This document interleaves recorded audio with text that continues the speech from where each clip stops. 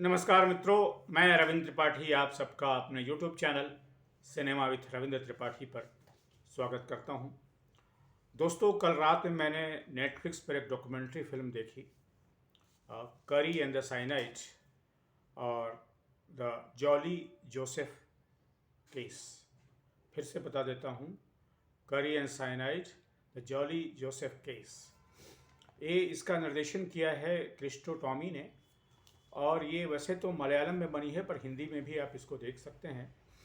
और जो कहा जाता है ना कि जो ट्रूथ हो जाए स्ट्रेंजर देन फिक्सन होता है, यानी कि जो सच्चाई होती है वो कल्पना से भी कई बार ज़्यादा रोचक होती है, ज़्यादा उसमें चीज़ें होती हैं। तो इसी तरह की ये डॉक्यूमेंट्री फिल्म है।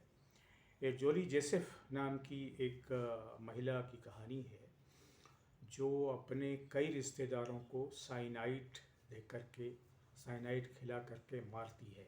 एक तरह से सीरियल किलिंग है। क्या जॉली जोसेफ सीरियल किलर भी है? तो ये वाकया असल में लगभग 14-15 साल में फैला हुआ है और 14-15 साल में उसने 6 हत्याएं की। सबसे पहले उसने अपनी जॉली जोसेफ ने यानी अपनी सास को मारा, फिर अपने ससुर को मारा, फिर उसने अपने हस्बैंड को मारा साइनाइड खिला करके, फिर उसने एक अपने जो रिश्तेदार थी उसकी बच्ची को मारा, महिला रिश्तेदार थी, फिर उसके पति से शादी करने के लिए उसको मारा। इस तरह से उसने 6 हत्याएं की लगभग अपने जीवन काल में, और लेकिन पकड़ी नहीं गई। आखिर में जो पकड़ी गई तो जब उसके भाई की बहन ने, जिसकी हत्या हुई थी, जब उसने उसके पोस्टमार्टम रिपोर्ट का अध्ययन करना शुरू किया तब वो पकड़ में आई। लेकिन उसको सज़ा हुई कि नहीं हुई ये डॉक्यूमेंट्री अभी तक, क्योंकि कई केस चल ही रहे हैं तो ये साफ नहीं होता है। लेकिन हाँ, साइनाइड खिला करके उसने मारा था, ये बात तो लगभग आम धारणा से। तो this is a very good documentary film. और अक्सर हमारे समाज में कई ऐसी चीज़ें होती हैं, कई ऐसे लोग होते हैं, कई ऐसे वाक़े होते हैं जो कई बार बड़े रोचक और बड़े बेढंगे भी होते हैं। एक तरीके से बेढंगा है कि किसी महिला से अपेक्षा की जाए कि वो अपने पति की हत्या करेगी, सास ससुर की हत्या करेगी, अपने रिश्तेदार, जो महिला रिश्तेदार है उसकी हत्या कर देगी, उसके बच्ची की हत्या कर देगी, सिर्फ इसलिए कि उसको महिला रिश्तेदार के पति से शादी करनी थी।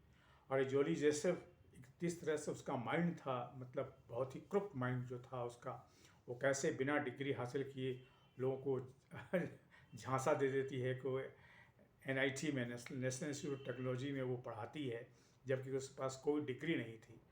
तो जिस तरह से कॉन पर्सन होता है, कॉन मैन कहा जाता है उनको, नटवर लाल जैसे लोग होते हैं, पर चूँकि महिला है तो कॉन मैन तो नहीं कहा जा सकता है, इसलिए कॉन पर्सन मैं कहता हूँ।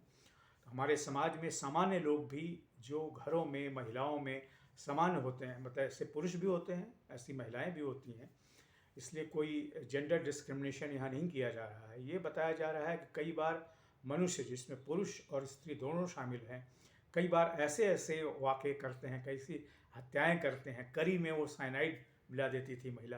क्या अपेक्षा की जा सकती है घर की कोई महिला अपने पति को साइनाइड खिलाकर मार दे, सास ससुर को ही मार दे, बच्ची को ही मार दे? तो इस तरह से बड़ी स्ट्रेंजर सी फिल्म है इसको, लेकिन रोचक डॉक्यूमेंट्री है। कैसे डॉक्यूमेंट्री बनाई जानी चाहिए इसको लेकर के भी इसमें, जिसको अगर आप इसका अध्ययन करेंगे बिना उस जॉली जोसेफ के बयान के, सिर्फ फोटोग्राफ के बल पर, सिर्फ जो इंटरव्यूज़ हैं वो जॉली जोसेफ की ननद के हैं जो उसके ज़्यादा उसके इंटरव्यू हैं, फिर वकील के हैं, इसमें पुलिस वालों के हैं। जॉली जोसेफ का कहीं कोई इंटरव्यू नहीं है। तो इस हिसाब से as a documentary this is a very good documentary. और जो डॉक्यूमेंट्री मेकर हैं उनको ये फिल्म ज़रूर देखनी चाहिए, डॉक्यूमेंट्री फिल्म, और ऐसे सामान्य लोगों को भी। आज की वीडियो में दोस्तों सिर्फ इतना ही। आपसे निवेदन है कि मेरे इस YouTube चैनल को सब्सक्राइब करें, लाइक करें और इस पर अपने कमेंट भी लिखें। Thank you very much.